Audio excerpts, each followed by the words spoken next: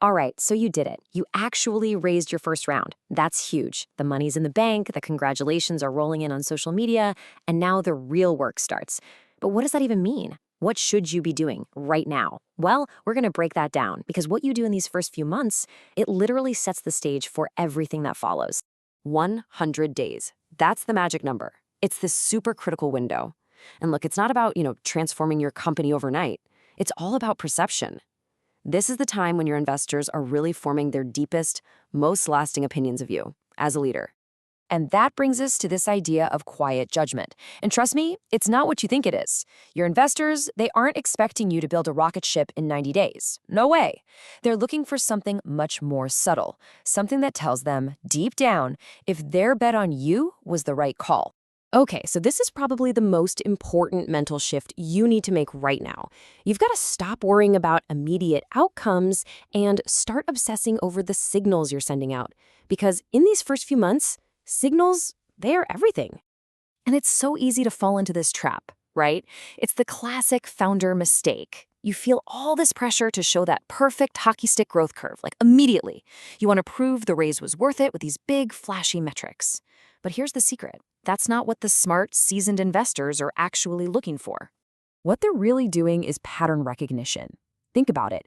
They've seen tons of companies get the money and then just kind of flounder. So they're watching you. They're watching your habits, your rhythm, your decisions, and they're trying to figure out one simple thing. Are you moving with purpose, or are you just moving with panic? So let's get super clear on what we mean by a signal. A signal isn't some vanity metric you throw at an update to make them happy. No, it's about proving you have the leadership chops to handle the long, messy, crazy journey that is building a company. It's any action that shows you get what truly matters right now. Okay, so how do you actually send these right signals? Well, it all starts with discipline. And I'm not just talking about being careful with money. I'm talking about the discipline of focus, of priority, of making real, meaningful progress, especially when you don't have those big, flashy wins to show off just yet. And this is a really, really important distinction to make. Are you just busy, burning through cash, making hires without clear roles, chasing goals that are kind of fuzzy? That's just movement. Or are you building momentum? That's when you act with intention, when every move is deliberate and designed to build trust. See the difference? One is just frantic energy, the other is real progress. So what does this actually look like? Well, you don't need to launch your product in the first 100 days. But you know what's a huge signal? Locking in just one really strategic pilot partner, or clearly explaining the trade-offs you're making in your tech architecture. These kinds of small, deliberate moves, they tell your investors that you didn't just pop the champagne and take a break. You hit the accelerator. And let me be really clear here. Discipline is not just about being cheap. It's not about pinching pennies. It's about being smart. Spending money to hire that one key engineer who can unblock your entire team, that's incredibly disciplined spending. But hiring a whole brand team before you even have product market fit, well, that just signals that your priorities are all mixed up. All right, so the second huge piece of this puzzle is communication. If discipline is about what you do, communication is about how you share it. And the number one rule here, the absolute golden rule, is that transparency beats perfection every single time. Look, your investors aren't naive. They know things are going to change. Roadmaps will shift. Your brilliant assumptions, yeah, some of them are going to break. That's totally normal. They don't expect your plan to be perfect. What they are watching for is how you handle it when things go wrong. Okay, if you remember one thing from this whole thing, let it be this. The absolute worst, single biggest mistake you can make when things go sideways is to go quiet. Because silence creates a vacuum. And trust me, investors will fill that vacuum with their worst fears.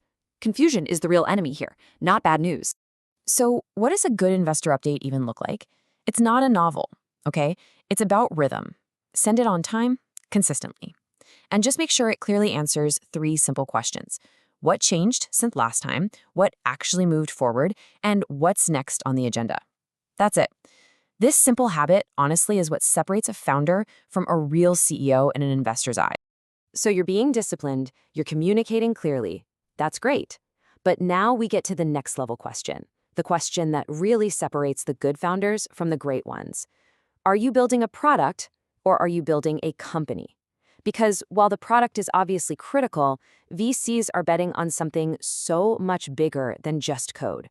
Yeah, they want to see that you're actually building a real company, an organization, something with systems and a culture and a rhythm that can actually handle more complexity as you grow.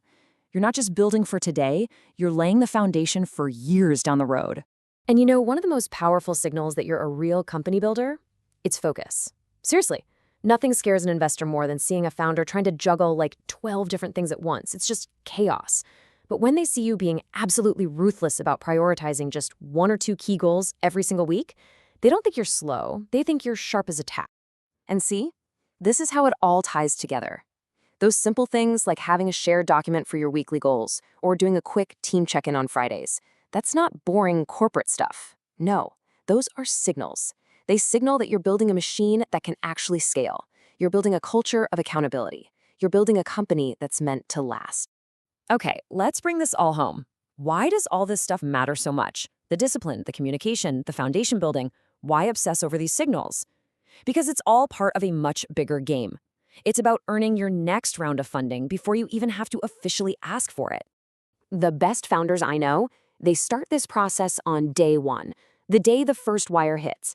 They set super clear milestones, they get that communication rhythm going immediately. And here's the key. They start keeping a few potential future investors in a very light touch loop, just sharing small wins here and there, building that story over time.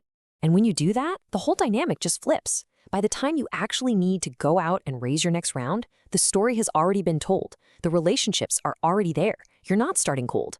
The whole thing feels less like you're desperately pitching and more like you're offering an exclusive invitation to join something that already feels like it's going to win. That's the mindset you need to have. The raise isn't the finish line. It's not the end. It's the starting block. It's where you explode from. The smartest founders, they use the money and the confidence from this round to build unstoppable momentum for the next one. So remember, your first 100 days, they are not a grace period. They're the first chapter of your next fundraising story. This is your chance to prove, through your actions, through your signals, not just through a pretty slide deck, that you're the kind of leader who's worth backing again and again and again.